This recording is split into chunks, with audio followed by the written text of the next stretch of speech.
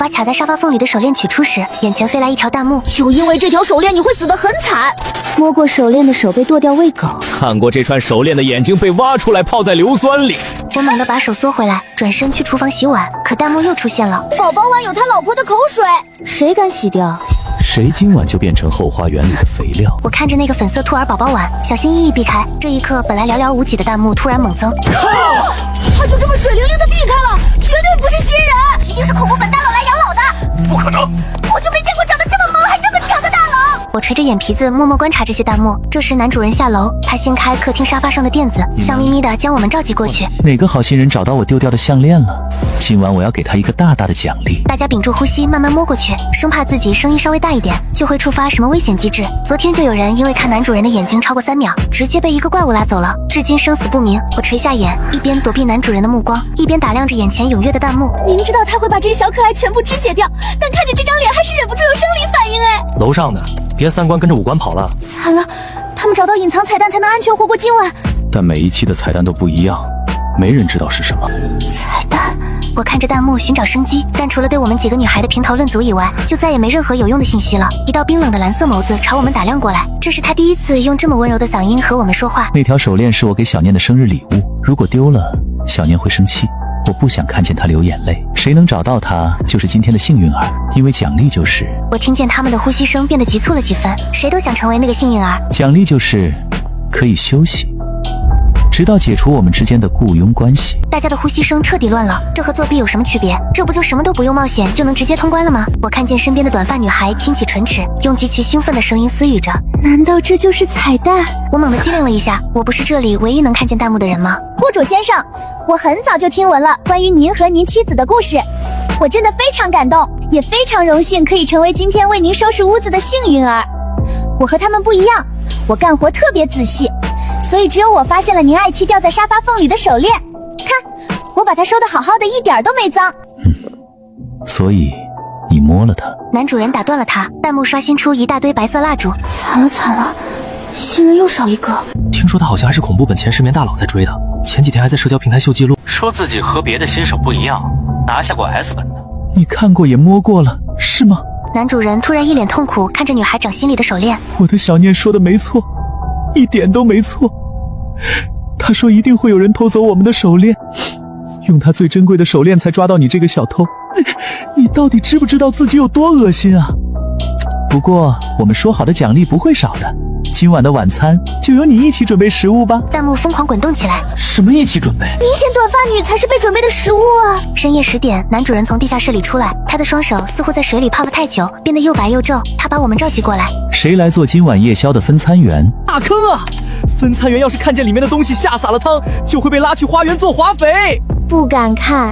嘿，这些新人今晚又得死光。我一边发呆看弹幕，脑子一边飞快转动，思考怎么才能活过今晚，并顺利留在这具陌生女孩的身体里。我不属于这个可以靠副本闯关就可以发家致富的世界。几天前我还在为交不起房租而愁晚上睡在哪个公园里，可今天我可以坐在这个温暖的小别墅里，吃了2顿不馊不冷的热饭。我真觉得幸福得要死了。可就是因为这2顿饭，居然让我开始期待明天了。男主人的目光粘在了我身上。就你了，你过来当分餐员，你挨得最近。以前总因为个子矮被挤到队伍最后面，所以救助站里的饭发到我这里的时候就剩下残羹了。来到这里以后，每次分饭我总要坐在最靠近食桶的位置，没想到就是这个习惯让我变成了分餐员。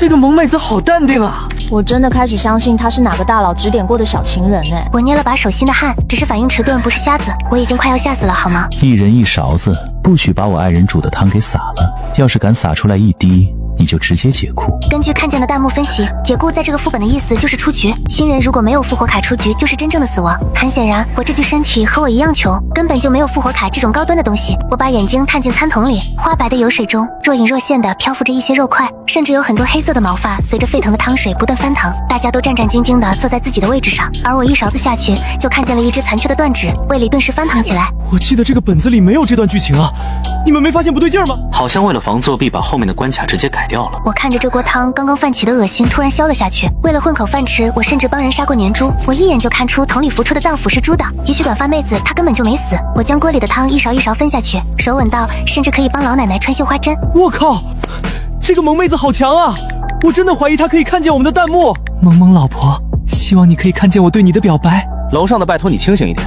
如果他可以出这个副本，身价至少是 S 级，副本奖励金额是好几期累计的，现在恐怕有100多亿了吧。他能看上你100多亿，有谁还要来要一碗吗？我不但稳稳的给大家分好了餐，我甚至还可以亲切的问一句。干完活饥肠辘辘的我咕咚咕咚喝了下去，果然是猪汤味的，啥都好，就是盐放多了。所有人用不可置信的目光盯着我，紧接着耳边开始哇哦的呕吐声一片。虽然这萌妹子完成分餐任务了，但是只剩下最后10分钟，今晚就结束了。这里所有的新人都没有找到彩蛋，可惜还是都得死。最后10分钟，我情急之下急了一下，男主人用冰冷的眸子打量我们。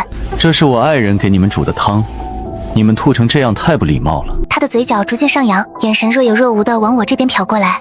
除非你们有幸能得到我爱人的原谅，不然你们全得死。说着，男主人用包含爱意的眼睛注视着那间禁止所有女佣踏入的神秘卧室。我们所有人都在焦急地看着那块禁忌之地，期待女主人能够下来，哪怕是和她求个情都好。时间1分1秒过去了，男主人开始微笑着磨刀，似乎在期待倒计时的结束。身边的几个女生已经哭得抱作一团。反正要死了，不如冲上去硬闯，找那个女主人求求情吧。死亡的气息越来越浓烈，而我看着楼上的房间，突然脑子一抽，朝磨刀的男主人说道：宝宝，花园里的肥料还不够多吗？今天的汤是我做咸了，你杀了他们，明天谁来当我的试菜人啊？要不今天就算了吧。周围一片寂静，所有人震惊地看着我，满脸都是你活腻了也别拉着我们死啊！可是冰冷的蓝色眸子划过一丝震惊后，竟化成了一滩温柔的水。宝宝，不是让你别亲自下厨吗？累坏了吧？下次别给这些不长眼睛的东西做饭了，他们没一个配得上你的手艺。弹幕停滞了几秒，突然就炸了。靠！我没看错，死里逃生的第一天，我总算是幸存了下来。我有气无力地回到女佣寝室休息，可刚进去就被亡命之徒揍了一拳。你他妈的肯定作弊了！你是幕后策划还是员工？不然为什么死了这么多期大佬玩家，却被你一个新人知道了彩蛋？巨大的惯性将我死死刻在墙上，血腥味在我口腔里迅速爆开。我狠狠朝他啐了口血水，这猝不及防的恶心令他尖叫了几声。又是挨打，为什么不在原来的世界了？可我还是逃不掉被打的命运。另外几个幸存者也恍然大悟地瞪着我。怪不得你故意不去洗碗，故意不去清洁沙发，是你引导短发妹子发现的项链，从一开始你就是那个知道游戏规则和彩蛋的作弊者。是你害死了她。还有刚才分餐的时候，是你故意坐在餐桶旁边的吧？我好笑地看了他们一眼。不是你们抢着坐了靠后的位置吗？他们虎视眈眈地看着我，仿佛已经想到了什么很好的对策。我们这里实力最强的短发妹子已经死了。既然你的身份我们已经知道，从现在起你做什么我们就模仿什么，反正要死一起死。但是你想独吞奖金，不可能。诡异的铃声突然响起，广播声在寝室内回荡。夜幕已降临，请各位幸存者闭眼，迎接明天新的女佣任务吧。提示声如催命符，所有人不禁打了个寒战。我和一上床，却在这一刻，女佣的房门突然被人从外面打开，一道毛骨悚然的笑声从门缝里挤进来。宝贝，我闭上眼睛，脑子里划过无数种猜测。你睡错房间喽。来不及确认此时此刻到底是哪一种情形，脚步声却已经落在我床边。弹幕比危险来得更快。他刚才承认自己是口油 boss 的妻子小念了。从现在开始，他绝不能露出半点玩家的破绽。这个副本从开启第一天开始，就根本没有玩家见过这个男主人的妻子。按我测评孔游这么多年的经验，完全可以断定他是个活不过今晚的萌新。冷汗从我的皮肤里不断往外冒，男主人冰凉的嗓音爬进了我的耳朵。宝贝，你该不会不是我妻子小念吧？不然你为什么要睡在女佣的寝室？你不是一向最讨厌被这些人触碰的吗？几个幸存者把头埋在被窝里假装熟睡，可我分明听见了有人在黑暗中幸灾乐祸地笑出了声。所有人都在等我死。我咕噜一下坐起来，黑暗中摸到了男主人的脸，然后狠狠地猝不及防地扇了他一巴掌。你明知道我睡在了女佣房间，明知道我忍着和他们相处的恶心和不快，我把以前在马戏团学的演技提了上来。可你为什么现在才来找我？在可怕的沉默中度秒如年，下一秒冰凉的唇突然附了上来，那一刻我瞬间宕机。对不起，宝宝，我错了，跟我回去吧，求你了。这可是老娘的初吻啊！弹幕立刻发来含妈量极高的问候。我操！难道这一巴掌把 boss 给打爽了？我记得这个 boss 制作组开发了20年，并且为了丰富人物，将他的隐藏关键词设计成了阴湿美人和病娇。怪不得男主人测验这么有冲击力，就连和这个人机萌女互动的时候都好磕。我紧张地吞了吞口水，什么人机萌妹，那纯粹是我被吓傻了好吗？因为爹妈离异后都不想要我，所以从小在无情的社会中学会了逗乐卖乖和装疯卖傻。可我没想到，今天的我要靠假装别人的妻子才能活下去。我被 boss 打横抱起，他每往上踩一脚楼梯，我就离女主人的神秘卧室更近一步。怎么办？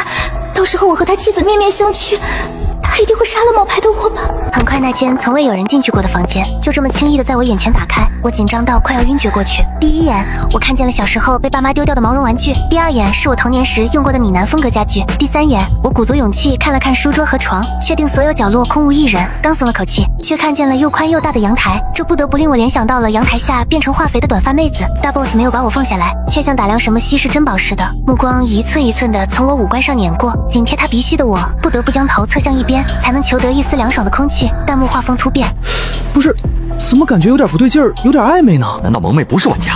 她真正的身份是 NPC， 是 BOSS 的官方妻子小念。我了个惊天大逆光！我心脏猛烈跳动。就在我决定推开大 boss 的瞬间，林慕北，我终于等到你了。肩膀猛地一沉，耳边传来他声若蚊蚋的呓语。他脑袋紧紧依偎着我，像一个累瘫的牛马，静静地把头埋在我的肩膀，倒在了同样累瘫的我身上。等等，林慕北，这是我的名字啊，他怎么会知道？难道我这具身体也叫这个名字？困倦和疑惑相继爬上了我的眼睛，我靠着他在迷迷糊糊中睡着了。等我再睁眼，天色竟已大亮了。我从床上翻起来，疑惑地看着自己新换好的丝绸睡衣。谁给我换的衣服？不是恐怖副本吗？为什么一个晚上无事发生？当我被无数困惑绕得头脑发胀时，一阵风从阳台灌进来，纱幔被缓缓卷起，露出了背后满满一墙的照片。我震惊无比地站在密密麻麻的照片前，每一张都是我。墙上的照片像放映机，迅速换过了我15年的人生。是5岁被离异后的父母，相互推脱后无家可归的我；是6岁在马戏团为了讨口饭而摔断腿扮小丑逗人开心的我；是10岁在学校里因为给不起餐费而饿到吃别人剩饭的我。我的眼泪猝不及防地掉了下来，直至我恢复平静，才看见了藏在最角落的照片。幼年的我和一个俊美少年的合照，少年优越锋利的骨相与副本中的 BOSS 几乎一样。来不及等我细想，我眼前消失了一晚上的弹幕竟不知什么时候又出现了。好奇怪啊，为什么直播画面昨晚是黑的？怎么回事？此时的我才回过神来，正因为有人切断了直播画面和弹幕，所以我才能睡得这么踏实。也许是沉浸在童年回忆里太久了，等我走出卧室时，天色已经有些晚了。我打开门，发现门口的餐车上放着我最爱吃的红烧秋刀鱼。我的妈妈还爱我的时候，她就经常做这2个菜给我吃，也是在后来没妈的日子里，让我疯狂想念的2个菜。我迫不及待地拿起筷子，缓缓送入嘴里。那一刻，食物的香气瞬间勾起了幼时最美好的回忆，伴着大颗大颗的眼泪，我吃完了这盘秋刀鱼，弹幕却已经在尖叫了。小萌星是来副本度假的吗？他的同伴去买菜的时候被一条街的诡异追杀，他竟然在这里悠闲地吃烤秋刀鱼。你们没听说吗？据说这个 BOSS 喜欢圈养猎物，等猎物放松了再一点点杀掉。弹幕说的我心惊肉跳，闯入 BOSS 家里的诡异也越来越多。有惊叫逃命的幸存者看见了我，幸存者立刻朝我跑了过来。原本没看见我的诡异转头朝我这个方向狂奔。副本生存规则第1条就是，只要你跑得比别人快，你就能从诡异的嘴里活下来。弹幕开始幸灾乐祸。他昨天只是运气好才苟活了一晚，但今天可就行不通了哦。这些诡异们可没什么智商，都是见玩家就撕的怪物。我吓得腿软，玩命的逃窜，却一头撞在了扑过来的诡异身上。诡异张开血盆大口，躲在一旁的幸存者对我露出劫后余生的笑意。可下一秒，那诡异扑通一声就朝我跪下了。对不起，对不起，是小的眼拙，您都换上了睡衣，我竟还没认出来，您是 BOSS 找了10几年的童年玩偶。可来不及了，他的嘴巴被突然出现的男主人徒手撑开，紧接着就像掰火龙果似的，瞬间一分为2。不愧是 BOSS， 哪怕只是人类的身躯，却能让无数诡异一看见他就吓得四处逃窜。周围几个幸存者看到了这一幕，表情瞬间凝固，弹幕终于变得一发不可收拾。刚才 BOSS 在保护他，是萌新作弊了。不对，这分明是大 BOSS 在护妻啊！天花板的水晶灯突然黑了，怎么又看不见了？我心里划过一丝奇怪的预感，总觉得大 boss 好像认识我很久了。下一秒，他在玩家们吱哇惨叫的逃杀中，直直向我走来。好久不见，我是林牧阳。我在忽明忽暗的烛光中审视着他的脸，直到和记忆中美丽诡谲的少年重合在一起，我不可思议地瞪大了眼睛。原来你真的存在过，你不是我幻想出来的。2010年，我刚数完生日蛋糕上的5根蜡烛，爸爸妈妈就停止了争吵，他们的目光在我身上打量了很久。送他去马戏团好了，年纪小，长大了想告我们，也对我们没印象，而且还能立刻换一笔钱。主要是他也太小了，连话都说不利索，去了马戏团会被打死的。行啊，那送你妈那儿去，也许你小情人心善，根本不介意你有个孩子。两人噼里啪啦一阵摔东西后，我瑟瑟发抖地看着林牧阳。小杨，他们是不是不要我了？他眼里催满了不解。为什么不要你？你那么好，铃木阳是我的幻想朋友，疑似恶道出现幻觉时看见的诡谲少年。因为他说自己没有名字，还说自己是一个游戏里的残次品，随时都会消失。可能从他的身上感觉到了同类的气息，我很快就把他当成了自己最好的朋友。可他说自己没有名字，于是我郑重地向他伸出了手掌心。你好，我是林木北。妈妈说北边的房间没有太阳，要不你做我林木北的太阳，一直照着我，让我一辈子都暖暖的好吗？不如我就叫你林木阳，好吗？少年没有立刻同意这个名字，可从那之后，我只要叫铃木阳，他就会出现。我当然还是被送去马戏团了。后来人类的所有基本需求都成了我完成任务的奖励，可若完不成任务，我就会被剥壳。若完不成任务，等待我的不是安慰，而是一次又一次的训斥，从此学不完的技能，还有一遍遍练不完的登岗表演，几乎就是我童年里最常做的事。有一次表演，我实在太累了，手脚发软没站稳，腿受了很重的伤，疼得没法好好站立。大家围了过来，眼神里和当初爸爸妈妈离开时的神情一模一样。这一次我抖得更厉害了，忍着疼拼命把受伤的腿站直，摇摇晃晃的，认真又努力的做起了最可爱的招牌动作。或许是我不想离开的样子太执着，或许是我努力的模样打动了他。马戏团的团长看着我轻轻点了点头。那年我8岁，没挣到钱，却为自己挣了一条命。马戏团的人走后，因恐惧而脱离的我再一次见到了铃木阳。我累了，突然很想交代遗言。小阳，你是我这辈子最好的朋友，等我死了，你可不可以来地府接我？那是我第一次在这个幻想朋友的脸上看到如此骇人的表情，嗜血疯狂，毁天灭地。他在很努力地对我笑。你想要什么？看着他满是杀戮的眼睛，我不禁打了个冷颤。我想回家，想要爸爸妈妈，想吃妈妈给我做的烤秋刀鱼，还想要抱着我躺在香香软软的床上睡觉。如果不行，那我想和你走，想去你那个世界，因为这里太可怕了。8岁的孩子还能想要什么呢？就算是想丢掉自己的爸爸妈妈，那也是世界上最奢侈的亲人啊。他蹲下来摸了摸我脏兮兮的脑袋。怎么不可以？现在我就把你的爸爸妈妈带过来。我不知道他是怎么做到的。我的爸爸妈妈第2天就真的来马戏团接我了，他们满心欢喜的接我回家，给我买了新衣服，还带着我搬了新家，在崭新的房间里放满了我最喜欢的毛绒娃娃。我问他是怎么做到的，他只是扯了一个很自豪的笑。钱，只要给你爸妈足够的钱就行了。那一刻我清楚的明白过来，铃木阳不是幻想朋友，他是真实存在的，只是没有人能看见他，除了我。就在我觉得一切都要慢慢好起来的时候，铃木阳像蝉鸣一般慢慢退出了我的世界。9岁爸爸妈妈各自成立了新的家庭，我又一次被抛弃了。此后10年，我再也没有见过铃木阳，我又成了没人要的孤魂野鬼。太好了，画面又出现了。等等 ，BOSS 的头顶居然出现了80%的攻略进度条。这个萌新是什么时候攻略他的？怎么进度条一出现就要满了？我疑惑地抬起头，还是湛蓝阴冷的眸子，却不是我所熟悉的铃木阳。曾经幼态瘦弱的诡谲少年，已经变成了宽肩丰腰的薄肌性感男人。我安全了，他离我越来越近，我紧张的快要咬掉自己舌头。你真的不会杀我？他宠溺的再次将我打横抱起，身后乱飞的诡异自动给他让出一条路来，直至卧室的门自动上锁。靠近床边时，我身子一沉，他整个人压了上来。我们是好朋友，小时候我睡你的床，长大了你睡我的床，这很公平对吗？我脸色涨得通红，这对吗？好朋友会挨得这么近，还叠着。冰凉的唇碾过我的额头后逐渐发烫，他一边往下一边哄着我。我们是好朋友对吧？可你第一眼却没认出我，是不是要补偿我这10年的亲亲？我脸上烫的可以烤番薯。这对吗？好朋友会亲嘴，还亲这么久。头顶的弹幕像池子里的青蛙。我死了！暗房在哪儿？宝宝妈妈，我出生了！他冰凉的蓝色眸子像被点了火，我的沉默变成了容许他纵火的许可。铃木阳真的变成了太阳，差点在那时烧死我。这么多年我一直拿你当兄弟，你拿我当什么了？我害羞的在他耳边嘟囔了一句。虽然你有点姿色，可是这么多弹幕看着我。他尖尖的虎牙咬住了我的肩膀。知道了，我帮你关掉。唰的一下，弹幕又嗷嗷叫了。退钱！我要退钱！为了看你们的直播，我可是请假了的。被拉进这个副本的第3天，弹幕画风突变。你们猜昨晚他们干活干了多久？BOSS 最高纪录是手撕8个诡异，体力不是他的极限。怪不得小萌新还没起床，原来是昏过去了。我翻了个身，从昏沉沉的睡梦中醒来，浑身酸痛，一睁眼就看见头顶85%进度条的铃木阳露出一对虎牙，一脸讨好。小北，你喜欢我吗？弹幕猛地刷起了红色警告。别说喜欢他，可以和他走肾，千万不要走心啊！昨天我们已经彻夜查了这个副本的攻略，该 BOSS 拥有独特的病娇攻略系统。一旦攻略度达到100，玩家将会被 BOSS 锁定一辈子，至死都无法逃脱他的掌心，永远被囚禁在这个副本里。我犹犹豫豫的把眼神移开。我们是好朋友啊，是从小一起长大的好朋友呢。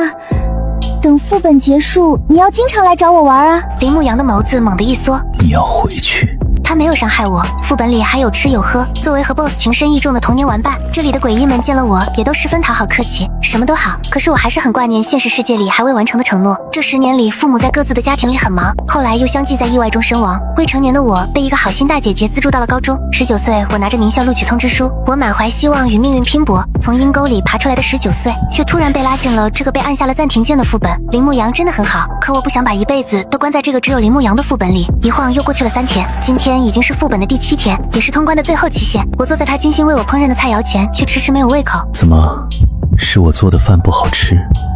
那我亲嘴喂你好了。看着他一脸得逞的坏笑，我只好满是怨气的把碗里的汤喝掉。弹幕开始讨论我最后的结局。小明星没去攻略 BOSS， 可 BOSS 已经自我攻略到了99%。也就是说，即使小明星可以在这个副本里活下来，那他就算拿了100亿奖金，也没办法从这个副本里活着回去了。因为一旦他想出去，病娇 BOSS 就会杀了他。我止不住的发抖，林牧阳却突然吻走我脸上的泪痕。可以说喜欢我吗？我不会杀了你。我抖得更剧烈了。原来他一直都知道弹幕上对我说了什么，我就像个无法拥有秘密的人，在他面前藏无可藏。在诡异的沉默中，突然一个熟悉的声音从餐厅后绕了过来。真是好笑死了，一个恋爱脑 BOSS， 一个蠢得要死的废物萌新，你们都去死吧！这100亿必须是我的！我胸口猛地钝痛一瞬后，在越来越模糊的视线里，我看到了手拿武器、全副武装的短发妹子。可她不是死了吗？林牧阳猛地冲过来，别闭眼睛！他打了个响指后，很快就有一股暖流注入了我的身体，逐渐丧失的意志力立刻得到了恢复。我靠 ！BOSS 把自己的血条分给他了，有什么用？最后还是被短发妹子算计了。他用道具在大结局卡点复活，再偷袭这个小清新。最后趁 BOSS 主动把血条分给小清新的时候，这太弱要他命。果然是恐怖本啊！恐怖本怎么可能没大佬呢？100多个亿啊！等短发妹子杀了这个 BOSS 出来，他就是恐游结算榜的榜1了。林牧阳唇上的血色逐渐褪去，他就算是 BOSS 又怎么了？没有血条他也会死啊！林牧阳，停下！我叫你停下！这可怕的念头像惊涛骇浪席卷了我。血条没了会死的！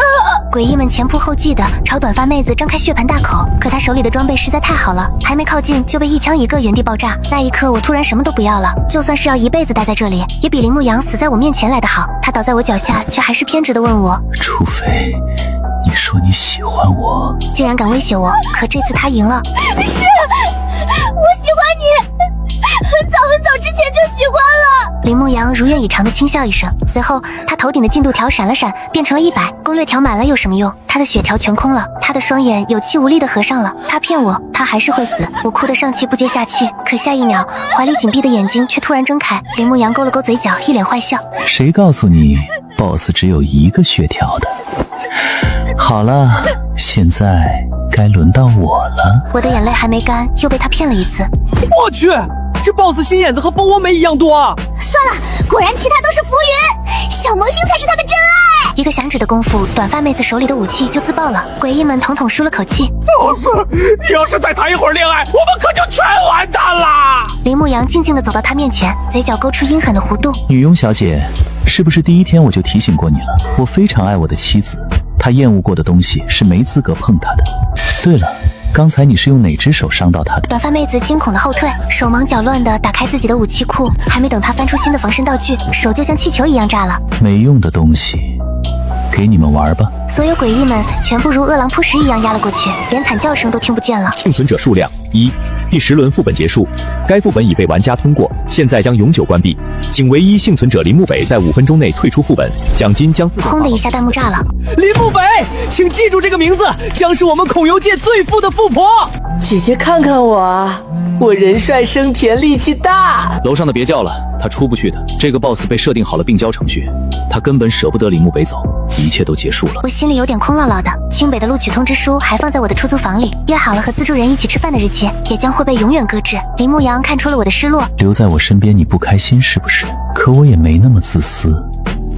不可能眼睁睁看你离开这里。所以林牧阳闭上眼睛，冰凉柔润的唇附了上来，他控制不住的颤抖。本来我可以假装自己是一个没有感情的怪物，可你却给了我名字。本来我习惯了黑暗，可你让我见过了太阳。就让我消失在这个吻里吧。我猛地推开他，可已经来不及了。林牧阳启动了自毁程序，我连他最后的表情是什么都没看清。耳边传来冰冷的倒计时。